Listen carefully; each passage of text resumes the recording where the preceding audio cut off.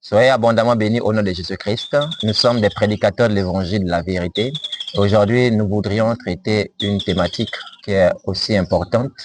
C'est par rapport à notre sœur Marie, selon les Saintes Écritures, celle par qui notre Seigneur Jésus est venu dans ce monde.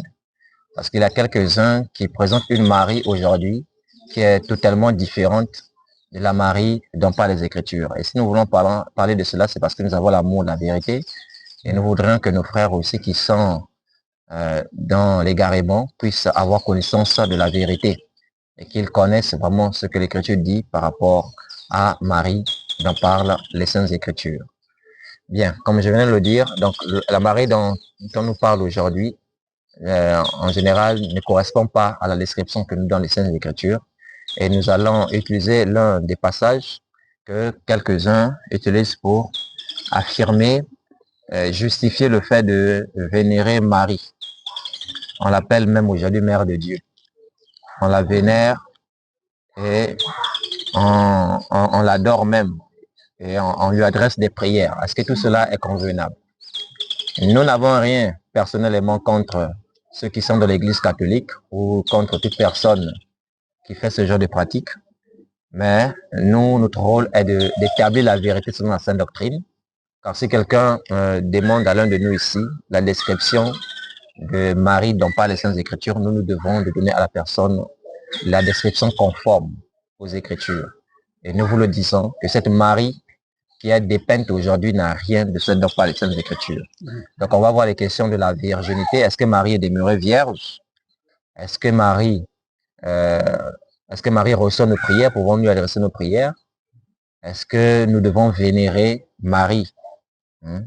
Donc, ce sont les questions que nous allons traiter aujourd'hui, afin d'aider aussi nos frères et sœurs qui n'ont pas encore reçu cette lumière-là. Alors, donc, nous prenons d'abord Luc, chapitre 1, versets 47 à 48. C'est l'un des textes utilisés pour justifier la place spéciale qu'on accorde à Marie aujourd'hui. Luc chapitre 1, du verset 47 au verset 48. Oui. Et mon esprit s'est réjoui en Dieu, mon sauveur, parce qu'il a jeté les yeux sur la bassesse de sa servante. Car voici, désormais, toutes les générations me diront bienheureuse. Voici, toutes les générations me diront bienheureuse. Bienheureuse. Donc, on s'en sert pour dire, ah, voilà, dans la Bible, elle a dit, toutes les générations me diront bienheureuse. Et donc, du coup, nous sommes aujourd'hui, nous devons aujourd'hui la vénérer, lui accorder une place spéciale. Nous devons la considérer, à un titre vraiment au-delà des êtres humains. Bon, est-ce que là, Marie était en train d'instituer un culte par là? Nous vous disons non. Elle n'était pas en train d'instituer un culte par là. Oui, on lui dit bienheureuse parce que c'est une grâce de porter notre Seigneur dans son sein. Et je laisserai à notre prédicateur qui va développer parce qu'aujourd'hui, ils sont allés loin jusqu'à affirmer que Marie est pleine de grâce. Et d'ailleurs, ils le disent dans certaines prières, je te salue Marie, je vous salue Marie, pleine de grâce. Pleine de grâce. On verra ça tout à l'heure. Si elle est pleine de grâce, je laisserai notre prédicateur par rapport à cela. Donc nous reconnaissons qu'elle a reçu la grâce de porter notre Seigneur, mais notez bien grâce, c'est-à-dire qu'elle n'avait aucun mérite. C'est grâce, une faveur imméritée. Donc elle n'était pas plus spéciale que les autres. C'est une grâce. Et donc vraiment, on est content pour elle. On est content pour elle. Mais ça s'arrête à là. Ça ne va pas jusqu'à un culte. Et donc, on va voir maintenant selon les Écritures qui sont normalement ceux dont on doit dire bienheureux. Écoutons Jacques. Jacques chapitre 5, verset 11. Parce que Marie a rendu son témoignage que toutes les nations, toutes les générations me diront bienheureuses. Mais que dit aussi Jacques 5, verset 11? Jacques chapitre 5, verset 11. Oui. Dit ceci. Voici, nous disons bienheureux ceux qui ont souffert patiemment. Nous disons bienheureux ceux qui ont souffert patiemment. Bien. Donc, si bienheureuse de Marie, c'est pour l'adorer, c'est pour lui rendre un culte, pour lui rendre des hommages comme à un Dieu. Et donc, ceux qui ont souffert aussi patiemment, là, on doit aussi leur rendre à tous des cultes. Et on comprend, peut-être c'est pourquoi quelques-uns font des cultes des saints, des cultes qui disent que c'est des cultes des saints. Mais la souffrance, là, c'est le partage de tout enfant de Dieu. Selon Philippiens 1, verset 29, la grâce nous a été faite non seulement de croire en lui, mais aussi de souffrir pour lui. Nous aussi, aujourd'hui, nous portons les souffrances de Christ. Et bien entendu, ceux qui ne sont pas d'accord, ceux qui sont contre ce que nous sommes en train de dire actuellement, vont rejoindre les rangs de ceux qui nous persécutent, qui nous oppriment. Et donc, nous sommes aussi bien heureux. Et par conséquent, donc, vous devrez nous adorer, c'est ça, nous rendre des cultes, des hommages comme à des dieux. Non, c'est complètement absurde. Maintenant, on va écouter le Maître lui-même. Parce que celui qui nous a sauvés, ce n'est pas Marie, c'est Jésus-Christ qui nous a sauvés. Nous allons l'écouter parce que c'est important. Est-ce que nous devrions accorder à celle qui l'a portée, la Marie, notre sœur dans la Bible, une place si spéciale au point de lui rendre des cultes ou de lui adresser des prières? Donc, on va écouter le Maître. C'est dans Luc chapitre 11, versets 27 à 28. Faut noter que dans bienheureux ou bienheureuse, il y a heureux dedans. Ils sont bien heureux. Donc, ils sont heureux et bien heureux. Que dit le Maître? Luc 11, versets 27 à 28. Tandis que Jésus parlait ainsi, une femme élevant la voix du milieu de la foule lui dit, heureux le sein qui t'a porté. C'est une femme qui l'a dit. Hein. Heureux le sein qui t'a porté. Oui. Heureuses les mamelles qui t'ont allaité. Bon, ici, on dit, elle a écouté Jésus qui a enseigné. Elle a été frappée par l'enseignement de Jésus. Elle commence à glorifier sa mère. Heureux le sein qui t'a porté. Heureux la mamelle qui t'a allaité. Donc, elle était en train de glorifier Marie. Mais écoutez ce que Jésus va dire. Verset 28. Écoutez très bien, oui. Et il répondit. Jésus répond. Heureux plutôt. Notez-le plutôt, hein. Heureux plutôt. Ceux qui écoutent la parole de Dieu et qui la gardent. Vous avez compris, Jésus a rectifié ça tout de suite. Il n'a pas dit heureux aussi. Mais il a dit heureux plutôt. C'est-à-dire, au lieu de dire bienheureuse Marie, mais heureux plutôt ceux qui écoutent la parole et qui la gardent. Jésus a rectifié cela. Donc, vous qui vous servez de Luc chapitre 1, 48 pour dire toutes les générations diront bienheureuses, qui voulaient célébrer Marie aujourd'hui, sachez que le Seigneur corrige cela dans l'Écriture. Il a parlé à cette femme-là, il a tout de suite stoppé, il dit heureux plutôt ceux qui écoutent la parole et qui la gardent. Donc voilà ce que j'avais à dire par rapport à l'introduction. Donc on ne peut pas lui accorder cette place-là comme si c'était un Dieu. Et je vais laisser la parole à mon cher prédicateur, Léris, qui va développer l'intercession aussi. Amen, mon cher prédicateur, que Dieu vous bénisse également, vous qui nous écoutez. Donc, comme l'a développé et démontré clairement le prédicateur Ibo, Marie n'a pas une grâce particulière. Donc, arrêtez de croire que Marie est plus spirituelle que, je ne sais pas moi, Pierre, ou plus grande que nous qui sommes là. C'est-à-dire que Marie n'est pas plus grande que nous qui sommes là. C'est-à-dire, si on pouvait retourner même au temps de Marie, quoi. C'est-à-dire, Marie s'assoit, on est en train d'expliquer les Écritures à Marie, Marie prend le cahier, elle note. Elle note les enseignants. Parce que nous sommes des enseignants de Marie.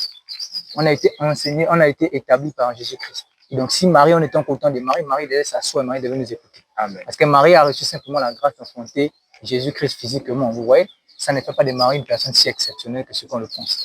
Alors, j'aimerais parler sur les prières à Marie. Est-ce qu'on doit adresser nos prières à Marie? Parce que dans le même élan, ceux qui démontrent, ceux qui déclarent, ceux qui disent qu'on doit, ceux qui veulent glorifier Marie, ceux qui veulent donner à Marie une place si importante, disent que, vous voyez, il faut t'adresser aux prières. Dans les prières, il faut t'adresser à Marie parce que Marie, elle est la mère de Jésus. Donc, si tu pries Marie, Marie saura comment, elle va trouver les bons mots avec lesquels elle va aller voir Jésus, elle va l'amadouer, séduire Jésus pour dire, bon, c'est quand même mon bon petit, tu es quand même mon fils. Donc, vous voyez, donc on doit prier Marie pour qu'elle, à son tour, parle à Jésus en notre faveur. On va avoir la lumière des Écritures si on a le droit de s'adresser à Marie dans nos prières ou on doit s'adresser à quelqu'un d'autre. Déjà, premièrement, j'aimerais prendre un passage qui est Actes. Actes chapitre 7. Actes chapitre 7, on va le verser 59 à 60. Actes 7, 59 à 60. Actes des apôtres chapitre 7, verset 59 à 60. Oui.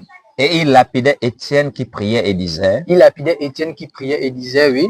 Seigneur Jésus, reçois mon esprit. Seigneur Jésus, reçois mon esprit. On va même s'arrêter là. Donc on voit ici Étienne qui est ici un diacre. Et Étienne était ministre de la parole. Si vous avez bien lu Actes chapitre 7, vous allez comprendre qu'Étienne lui-même était ministre de la parole. Donc Étienne connaît très bien les Écritures, vous voyez. Étienne ici, c'est un, comment on appelle? C'est un frère de l'église primitive, vous voyez. Alors, ce frère-là, dans sa prière, puisqu'il est en train d'être lapidé, et ce frère-là s'adresse directement à qui? Est-ce que Étienne a dit ici, Marie reçoit mon esprit, bien Étienne a dit ici, oh, je ne sais pas, mon mari fait ceci? Non. Étienne a dit, Seigneur Jésus, reçois mon esprit. Donc Étienne nous montre dans ce passage que lorsqu'on prend, on doit s'adresser à qui? Au Seigneur Jésus. Maintenant, je prends le cas des apôtres eux-mêmes. Acte chapitre 1. Acte chapitre 1, on va aller du verset 12 au verset 14. Acte des apôtres chapitre 1er, Oui. verset 12 à 14. Alors ils retournèrent à Jérusalem de la montagne appelée des Oliviers. Voilà, donc ici le Seigneur est déjà monté dans les cieux, c'est après sa résurrection, il est monté déjà dans les cieux. Et alors les 11 ainsi que les frères qui étaient avec eux vont retourner à la montagne, oui. Qui est près de Jérusalem, à la distance d'un chemin de sabbat. Oui. Verset 13. Quand ils furent arrivés, ils montèrent dans la chambre haute. Donc les frères, les apôtres vont monter dans la chambre haute, oui. Où ils se tenaient d'ordinaire. C'était Pierre, Jean, oui. Jacques, André, oui. Philippe, oui. Thomas, oui. Barthélemy, Matthieu, Jacques, fils d'Alphée, oui. Simon le Zélote, suivait bien, oui. Et Jude, fils de Jacques. Jude, fils de Jacques, oui. Verset 14. Tous d'un commun accord. Tous d'un commun accord, oui. Persévéraient dans la prière. Ils persévéraient dans la prière, oui. Avec les femmes et Marie, mère de Jésus, avec les frères de Jésus. Très bien. Donc, avec les femmes, Marie, mère de Jésus, ainsi que les frères de Jésus, tous d'un commun accord persévéraient dans la prière. Question. Si on doit prier Marie, alors Marie, ici dans ce passage, priait qui? Ouais. Puisque on dit, soi-disant, il faut prier Marie pour que c'est Marie qui emmène nos prières à Jésus. Bon, Marie dans ce passage priait qui? Pourquoi on n'a pas dit tous les frères priaient Marie? On n'a pas dit tous les frères priaient Marie. Non, on a dit tous les frères ainsi que Marie elle-même persévérait dans la prière. Mais Marie priait qui? Amen. Ainsi que les frères priaient qui? Ils priaient Jésus. C'est pourquoi je vous ai pris le cas d'Étienne. Étienne a prié Jésus. Donc tous les frères là qui persévéraient dans la prière d'un commun accord, ils priaient Jésus. Amen. Les disciples fondateurs, les apôtres fondateurs n'ont jamais prié Marie. Marie était une sœur. Marie n'était pas plus grande que Pierre. Je suis désolé. Dans la suite du passage, on voit comment c'est Pierre qui s'élève. Et celui qui prend la parole, le nombre de disciples qui étaient réunis était d'environ 120. Marie était assise, Pierre était debout. Amen. Donc arrêtez de croire que Marie était supérieure aux apôtres fondateurs, que Marie a reçu une grâce qu'on doit maintenant l'élever ou bien doit maintenant, comment on appelle, la diviniser, ou je ne sais pas trop qu'est-ce qu'il faut faire. Donc celui qu'on doit prier, celui à qui on doit s'adresser dans nos prières, c'est le Seigneur Jésus, parce que c'est le Seigneur Jésus qui est le médiateur entre Dieu et les hommes. Amen. On va lire 1 Timothée chapitre 2, le verset 5. 1 Timothée chapitre 2, verset 5. Oui. Car il y a un seul Dieu, oui. Et aussi un seul médiateur entre Dieu et les hommes. Donc il y a un seul Dieu, et un seul médiateur entre Dieu et les hommes, c'est qui? Jésus-Christ homme. C'est Jésus-Christ homme. Vous voyez, c'est le Seigneur Jésus. Donc il y a un seul Dieu, il y a un seul médiateur également entre ce seul Dieu-là et les hommes. Et ce médiateur-là, c'est Jésus-Christ homme. C'est à lui qu'on doit s'adresser. Si tu es sur la terre, tu vas aller vers le seul Dieu qui est en haut là. Mais tu dois passer nécessairement par Jésus-Christ homme, parce que c'est lui le médiateur entre Dieu et les hommes. Amen. Je vais prendre une vision d'ici de Jacob. On va prendre Genèse chapitre 28. On va le verset 10 au verset 12. Genèse chapitre 28 de 10 à 12. Oui. Jacob partit de Beersheba et s'en alla à Charan. Il arriva dans un lieu où il passa la nuit, car le soleil était couché. Il prit une pierre dont il fit son chevet et il se coucha dans ce lieu-là. Et il eut un songe. Et voici, une échelle était appuyée sur la terre. Donc ici, Jacob a un songe. Il y a une échelle qui est appuyée sur la terre, oui, mon frère. Et son sommet touchait... au ciel. Donc le sommet de l'échelle touche le ciel et ça prend appui sur la terre, oui. Et voici les anges de Dieu montaient et descendaient par cette échelle. Les anges de Dieu montaient et descendaient au travers de cette échelle. Donc cette échelle-là, c'est justement, elle est là justement pour être médiateur entre Dieu et les hommes. Vous voyez? Parce que les anges de Dieu nécessairement devaient passer par l'échelle pour quitter d'en haut vers le sol, là où il y a les hommes. Alors c'est Jésus qui va donner une explication claire de la vision ici de Jacob, donc la vision de l'échelle. Parce que si nous comprenons qui est l'échelle, on va comprendre nécessairement qui est le médiateur. Amen. Si on va voir si l'échelle en question c'est Marie, ou bien c'est une autre personne. Mais déjà, sur la base de ce que je viens de vous donner, vous avez compris que l'échelle c'est Jésus. Vous voyez, et Jésus lui-même va confirmer qu'il lui-même il a cette échelle en question. Jean 1, verset 51. Jean chapitre 1, verset 51. Oui. Et il lui dit, en vérité, vous verrez désormais le ciel ouvert. En vérité, vous verrez désormais le ciel ouvert. Donc, il a dit d'expliquer la vision de Jacob, la vision de l'échelle, oui. Et les anges de Dieu montaient et descendent sur le Fils de l'homme. Très bien, les anges de Dieu montaient et descendent sur qui? Le Sur le Fils Fils de de l'homme. l'homme. Or, là-bas, on a vu que les anges de Dieu montaient et descendaient sur quoi? Sur l'échelle. Justement, c'est Jésus qui est cette échelle-là, sur laquelle on doit monter et descendre pour aller vers Dieu. Ouais? Donc, c'est Jésus qui est l'échelle, c'est Jésus qui est le médiateur, c'est lui qui est l'intermédiaire entre Dieu et les hommes. On ne s'adresse pas à Marie dans nos prières, mais on s'adresse au Seigneur Jésus. Parce que Marie ne peut, avec quelle puissance Marie va l'intercéder auprès de Dieu? Elle va intercéder auprès de Dieu avec quelle puissance? Qui vous a dit que dans les cieux, là-bas, Marie est encore mère de Jésus? Qui vous a dit? C'est parce que vous pensez que vous avez toujours cette vision selon laquelle Marie a été mère, elle a porté Jésus sur la terre, donc vous pensez que ça va continuer comme ça éternellement. Qui vous a dit que dans l'éternité, c'est Marie qui est la mère de Jésus? Parce qu'on vous a toujours fait, on vous a toujours menti en vous disant que l'existence de Jésus a commencé par Marie. C'est pourquoi vous, l'existence de Jésus, vous voyez ça seulement sur la terre lorsqu'il était à Nazareth, là-bas, Marie était sa mère, etc. C'est là où vous pensez que l'existence de Jésus a commencé. Mais l'existence de Jésus n'a pas commencé. Mais Jésus existe bel et bien avant Marie. Déjà, clair. Jean lui-même. Jean dit dans le chapitre 1, verset 15, celui qui, il dit, on va me le lire, c'est même Jean 1, verset 15. Jean chapitre 1, verset 15. Oui. Jean lui a rendu témoignage. Donc Jean a rendu témoignage au Seigneur Jésus, oui. Et c'est écrié, c'est celui dont j'ai dit. C'est celui dont j'ai dit. Donc il rend témoignage à la parole, à la lumière, oui. Celui qui vient après moi m'a précédé. Très bien, Jean dit celui qui vient après moi. Donc c'est-à-dire Jésus, qui est le Messie, doit venir après lui. Mais il dit, il a fait quoi? M'a précédé, car il était avant moi. Car il était avant moi. C'est-à-dire que Jean avait compris que lui, là, non?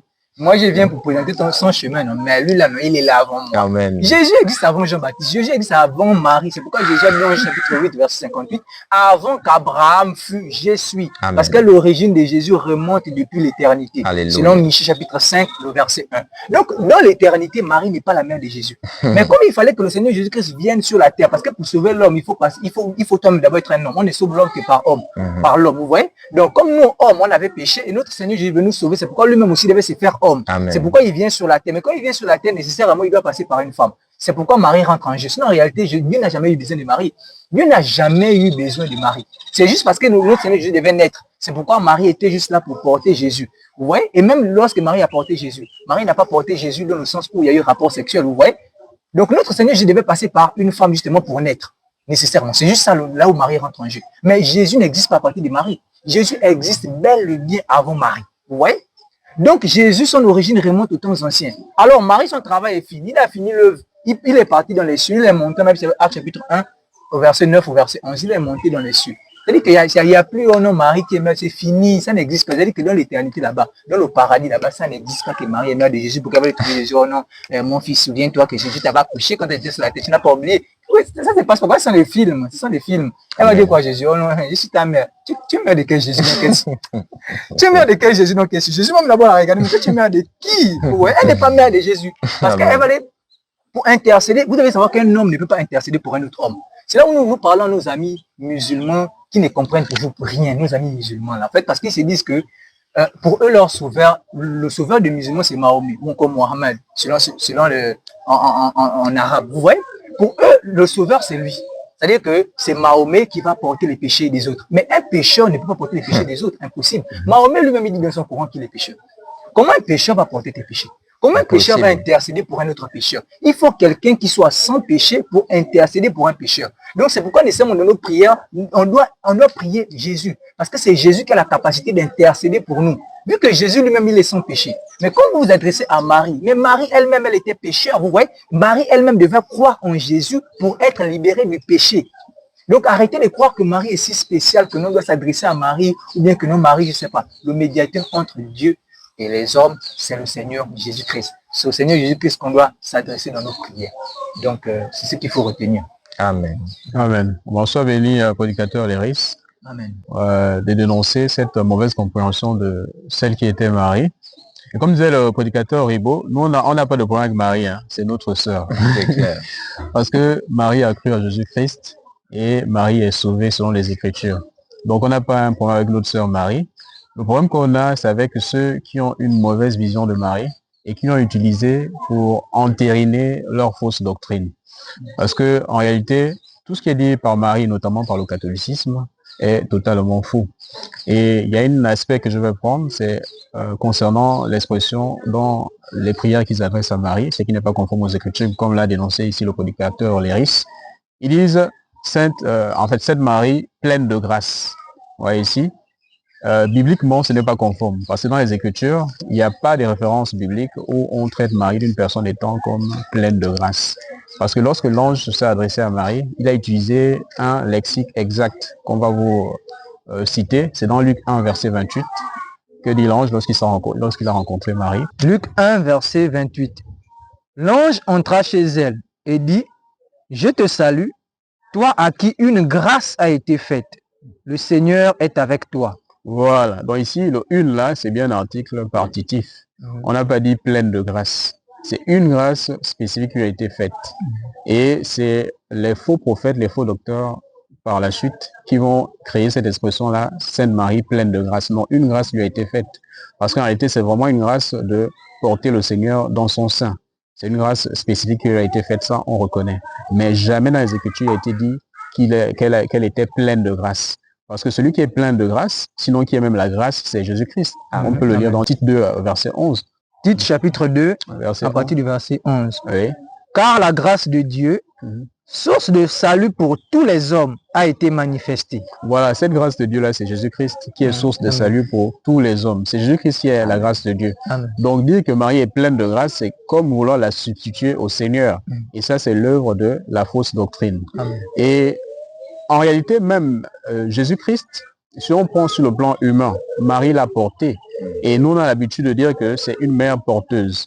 Mais tout ce qu'une mère doit donner à un enfant, en réalité, sur le plan, on va dire, biologique, Marie ne l'a pas vraiment fourni au Seigneur Jésus-Christ. Parce que la mère, c'est quoi? La mère fournit le sang, elle fournit aussi la chair à l'enfant. Mais la chair et le sang de Jésus-Christ ne peuvent pas provenir de Marie. Parce que la chair et le sang de Jésus-Christ, ce sont cette chair et ce sang-là qui nous donnent le salut. Parce que Marie n'était qu'une mère porteuse, mais le corps qui a été formé dans le sein de Marie, c'est le Seigneur qui l'a formé. On va lire dans Hébreux 10, à partir du verset 4. Hébreux chapitre 10, à partir du verset 4. Hébreux chapitre 10, à partir du verset 4. Car il est impossible que le sang des taureaux et des boucs ôte les péchés. C'est pourquoi Christ, entrant dans le monde, dit, « Tu n'as voulu ni sacrifice ni offrande, mais tu m'as formé un corps. » Voilà, donc le corps de Jésus-Christ a été formé par le Seigneur dans le sein de Marie. Et son sang, naturellement, parce que le sang de Jésus-Christ est spécifique, c'est parce que selon Apocalypse 1, verset 5 jusqu'au verset 6, c'est par ce sang-là que nous sommes sauvés, c'est lui qui nous donne la rédemption. Et ce sang-là ne provient pas de Marie, parce que le sang de Marie était corrompu. Comme a dit le frère, le prédicateur avant moi, Marie, avant qu'elle ne soit sauvée, était pécheresse. Elle était descendante d'Adam. Et tous les descendants d'Adam étaient frappés par le péché adamique. On peut lire ça rapidement dans Romains 5, verset 12. Romains 5, à partir du verset 12. Romains 5, à partir du verset 12. C'est pourquoi, comme par un seul homme, le péché est entré dans le monde, et par le péché, la mort. Et qu'ainsi la mort s'est étendue sur tous les hommes. Sur tous les hommes. Et parce que tous ont péché. Voilà, donc Marie en faisait partie. Elle était le fruit, c'est-à-dire la descendance d'Adam et Ève. Donc le sang de Marie ne peut pas être le sang que Jésus-Christ a reçu. Sinon nous ne serons pas sauvés, parce qu'un pécheur ne peut pas sauver un autre pécheur. Or, Jésus-Christ, selon 1 Pierre 2, versets 18 à 19, c'est bien ça, 1 Pierre 1, de 18 à 19, Jésus-Christ, son sang est immaculé, il n'a pas de péché à l'intérieur. Et ce sang-là, il n'hérite pas de Marie. Parce que, comme a dit le prédicateur Léris, l'origine de Jésus-Christ, son commencement de vie, en fait, le commencement de vie de Jésus-Christ ne commence pas à partir du fait qu'il a été dans le sein de Marie. Non, c'est pas cela. En réalité, Jésus-Christ, ses origines, il n'a même pas d'origine. Parce qu'il vient... En fait, son origine est éternelle, c'est-à-dire qu'il n'y a pas de commencement de vie. Parce que le frère a bien cité Michée 5 à partir du verset 1, qu'on a déjà lu tout à l'heure. Et Jésus-Christ, on sait qu'il est sacrificateur selon l'ordre de Melchisédek. Et lorsqu'on voit qui était ce Melchisédek, on comprend bien que Jésus-Christ n'a jamais eu de commencement de vie. On va lire ça dans Hébreux 7 à partir du verset 1, on peut s'arrêter même sur le verset 3. Hébreux 7 à partir du verset 1. Hébreux 7 à partir du premier verset. En effet, ce Melchisédek, roi de Salem, sacrificateur du Dieu très haut, qui alla au-devant d'Abraham lorsqu'il revenait de la défaite des rois, qui le bénit, et à qui Abraham donna la dîme de tout, qui est d'abord roi de justice d'après la signification de son nom, ensuite roi de Salem, c'est-à-dire roi de paix, qui est sans père, sans mère. Mais vous voyez ici, il est sans père, oui. Sans mère, sans généalogie. Voilà. Vous pouvez lire la suite. Déjà, rien que par la référence, là, sans mère. Vous comprenez ici que, selon dans la profondeur de qui est Jésus-Christ, il n'a pas de mère, puisqu'il n'a jamais eu de commencement de vie, selon ce que dit Michée 5, verset 1. Donc, ici, c'est seulement une grâce particulière qui a été faite à Marie, parce qu'il faudrait que Jésus-Christ vienne en tant qu'homme pour effacer le péché adamique, celui qui ôte le péché du monde, comme dit Jean dans Jean 1, verset 29. Donc, comprenez ici que il n'y a pas de lien véritable sur le plan du sang, sur le plan de la chair, entre Marie et Jésus-Christ, lorsqu'on entre dans la dimension profonde de la compréhension des Écritures. C'est juste une grâce qui lui a été faite, une grâce spécifique. Et toujours dans ce sens-là, il y a une certaine fausseté qui est aussi développée en disant que Marie a été élevée. Elle a été élevée, c'est ce qu'on appelle l'Assomption, je crois. Et selon les Écritures, il n'y a aucun fondement par rapport à cette doctrine, il n'y a aucun fondement. C'est une doctrine qui a été développée un peu plus tard par les catholiques au IVe siècle en s'appuyant sur les livres apocryphes. Et c'est, je crois, dans les années 50, c'est un pape, Pie XII, vous pouvez vérifier ça sur Internet, qui est à l'origine de cette fausse doctrine-là, qui mentionne que Marie a été enlevée, a été élevée au ciel. Et la tradition catholique a perpétué cette fausseté-là à travers les âges et beaucoup ici aujourd'hui fait ce qu'on appelle l'Assomption. Parce que selon les Écritures, Marie n'est jamais montée au ciel. Donc Marie était un être humain comme nous. Et Marie a eu besoin d'écouter l'évangile par le Seigneur Jésus-Christ. Elle a eu besoin d'être régénérée. Elle a eu besoin de recevoir le Saint-Esprit comme tout croyant. C'est pourquoi ce que disait le prédicateur Léris, dans Acte 1, à partir du verset 12 jusqu'au verset 14, verset 15, elle était avec les disciples dans la chambre haute. Et elle a attendu la réception du Saint-Esprit qui s'est manifestée dans Acte 2. Vous voyez que si Marie était si spécifique que ça, que ferait-elle en attendant le Saint-Esprit? Vous voyez bien que Marie était un être humain normal et c'était une croyante, elle croyait au Seigneur Jésus-Christ. Elle n'était pas pleine de grâce, elle a eu juste une grâce particulière. Et cette fausseté de l'Assomption a été donc développée plus tard par les catholiques, notamment par le pape Pie XII. Donc dans les Écritures, il n'est mentionné nulle part que Marie est montée au ciel. Parce que selon les Écritures, il y a juste 3 personnes qui sont montées au ciel. Il y a eu Enoch dans Genèse 5, verset 24. Il y a eu Élie dans 2 Rois 2, verset 11. C'est bien ça. Et il y a Jésus-Christ dans Acte 1 que nous avons lu tout à l'heure. Donc, cette doctrine-là n'est pas conforme aux Écritures. Elle est une fausse doctrine. Donc, je vais m'arrêter là pour le moment. Et merci beaucoup, mon cher frère prédicateur. Et que le Seigneur soit glorifié. Donc, je vais intervenir aussi par rapport à la virginité de Marie. Parce que jusqu'à présent, Marie est vue comme, on l'appelle la Sainte Vierge. Est-ce qu'elle est demeurée vierge après la naissance de Jésus? Est-ce que Marie a eu d'autres enfants? Donc, on va regarder Matthieu chapitre 1. On va commencer au verset 24. Parce que nous nous basons sur les Écritures. Et si vous trouvez parfois notre langage un peu rude ou bien dur, ce n'est pas de nous. Nous tenons ce langage-là du Seigneur et donc de la parole. Parce que la parole nous met en garde contre les faux Christ, les faux prophètes, les faux docteurs. Vous en trouverez plein. 2 Pierre chapitre 2, verset 1 le dit. Il a eu parmi le peuple des faux prophètes, il viendra demain parmi vous des faux docteurs. Donc, c'est ce que la Bible dit. Prenons Matthieu 1, verset 24, on va vérifier si que l'Écriture. Joseph, s'étant réveillé, fit ce que l'ange du Seigneur lui avait ordonné. Et il prit sa femme avec lui. Mais il ne la connut point jusqu'à ce qu'elle eût enfanté un fils, auquel il donna le nom de Jésus. On dit il ne la connut point jusqu'à ce qu'elle eût enfanté un fils. On n'a pas dit qu'il ne l'a connut jamais. On a donné un délai. Donc, durant la grossesse, tout le temps où elle portait Jésus dans son sein, Joseph n'a pas eu de rapport intime avec sa femme. Mais l'Écriture a été claire. Elle a précisé en disant jusqu'à ce qu'elle eût enfanté. Donc, cela veut dire après avoir enfanté, Joseph a connu Marie. Parce que si on n'avait pas connu Marie après l'enfantement, on devait simplement dire que Joseph ne l'a connue jamais pendant sa grossesse et jusqu'à la fin de sa vie.